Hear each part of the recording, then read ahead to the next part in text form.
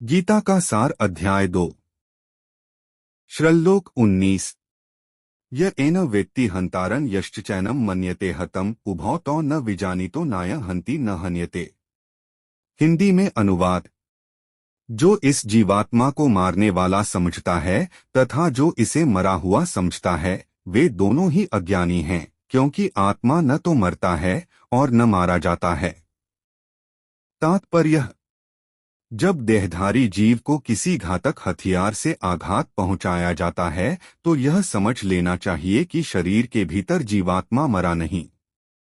आत्मा इतना सूक्ष्म है कि इसे किसी तरह के भौतिक हथियार से मार पाना असंभव है, जैसा कि अगले श्लोकों से स्पष्ट हो जाएगा। नहीं, जीवात्मा अपने आध्यात्मिक स्वरूप के कारण वध्य है।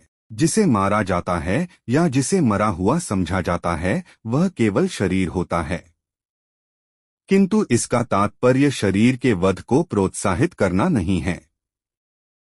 वैदिक आदेश है मा हिंस्यात् सर्वभूतानि, किसी भी जीव की हिंसा न करो। नहीं, जीवात्मा अवध्य है का अर्थ यह है कि पशु हिंसा को प्रोत्साहन दिया जाए। किसी भी जीव के शरीर की अंधिकार हत्या करना निंद्य है और राज्य तथा भगवद विधान के द्वारा दंडनीय है, किंतु अर्जुन को तो धर्म के नियमानुसार मारने के लिए नियुक्त किया जा रहा था, किसी पागलपनवश नहीं। श्लोक 20 न जायते प्रियते वा कदाचिन नाय भूत्वा भविता वा न भूयः अजो नित्यः शाश्वतोऽयं पुराणो न हन्यते हन्यमाने शरीरे। हिंदी में अनुवाद। आत्मा के लिए किसी भी काल में न तो जन्म है न मृत्यु, वह न तो कभी जन्मा है न जन्म लेता है और न जन्म लेगा, वह अजन्मा, नित्य, शाश्वत तथा पुरातन है। शरीर के मारे जाने पर वह मारा नहीं जाता। तात्पर्य: गुणात्मक दृष्टि से परमात्मा का अनुवंश परम से अभिन्न है। वह शरीर की भांति विकारी नहीं है। कभी कभी आत्मा को स्थायी या कूटस्थ कहा जाता है। शरीर में 6 प्रकार के रूपांतर होते हैं।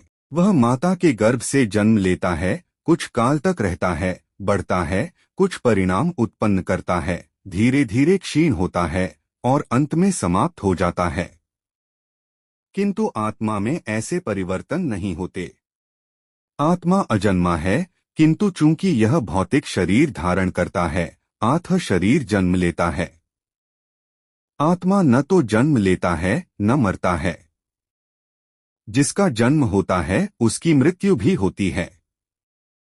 और चूंकि आत्मा जन्म नहीं लेता अतः उसका न तो भूत है न वर्तमान न भविष्य। वह नित्य, शाश्वत तथा सनातन है, अर्थात उसके जन्म लेने का कोई इतिहास नहीं है। हम शरीर के प्रभाव में आकर आत्मा के जन्म, मरण आदि का इतिहास खोजते हैं। आत्मा शरीर की तरह कभी भी वृद्ध नहीं होता, अतः तथाकथित वृद्ध पुरुष भी अपने में बाल्यकाल व युवावस्था जैसी अनुभूति पाता है। शरीर के परिवर्तनों का आत्मा पर कोई प्रभाव नहीं पड़ता। आत्मा वृक्ष या किसी अन्य भौतिक वस्तु की तरह क्षीण नहीं होता। आत्मा की कोई उपसृष्टि नहीं होती।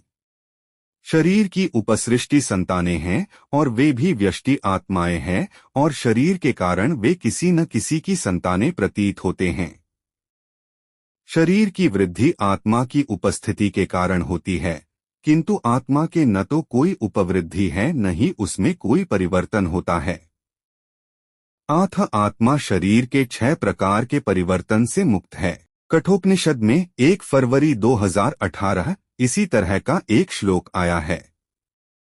न जायते नियते वा विपश्चिन्नाय कुतश्चिन्न बभूव कश्चित् अजो नित्यः शाश्वतोऽयं पुराणो न हन्यते हन्यमाने शरीर। इस श्लोक का अर्थ तथा तात्पर्य भगवद गीता के श्लोक जैसा ही है, किंतु इस श्लोक में एक विशिष्ट शब्द विपश्चित का प्रयोग हुआ है, जिसका अर्थ विद्वान या ज्ञानमय। आत्मा ज्ञान से या चेतना से सदैव पूर्ण रहता है। अतः चेतना ही आत्मा का लक्षण है।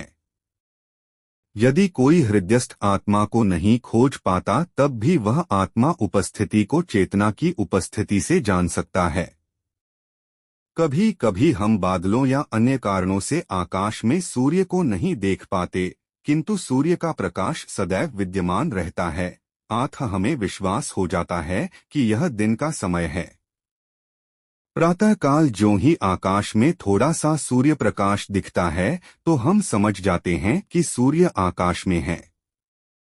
इसी प्रकार चूंकि शरीरों में, चाहे पशु के हों या पुरुषों के, कुछ न कुछ चेतना रहती है, अतः हम आत्मा की उपस्थिति को जान लेते हैं। किंतु जीव की यह चेतना परमेश्वर की चेतना से भिन्न है, क्योंकि परम चेतना तो सर्वज्ञ है, भूत, वर्तमान तथा भविष्य के ज्ञान से पूर्ण।